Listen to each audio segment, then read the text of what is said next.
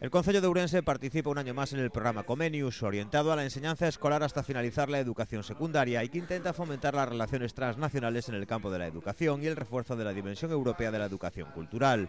En el marco de este programa, el alcalde de Ourense, Agustín Fernández, y la consellera de Educación, Ana Garrido, recibían en el Salón de Plenos a 12 estudiantes daneses y 15 alumnos del Instituto Taboada Chivite de Verín. Ourense os puede ofrecer patrimonio, economía y diversión y cultura. Pasároslo bien y que como experiencia pues os llevéis para vuestra tierra pues algo bueno de lo que hablar.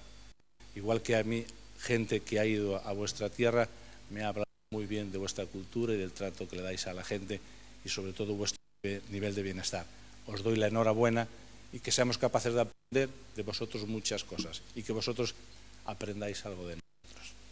En este intercambio, los alumnos daneses permanecerán en Verín hasta el sábado y los estudiantes de la localidad de Ourensana viajarán a Dinamarca en mayo. El año pasado, el programa Comenius se centró en la temática sobre el agua. En esta ocasión, los jóvenes reflexionarán sobre el estado de bienestar y en otro intercambio con alumnos italianos sobre el carnaval y las diferencias entre el verinense y el veneciano.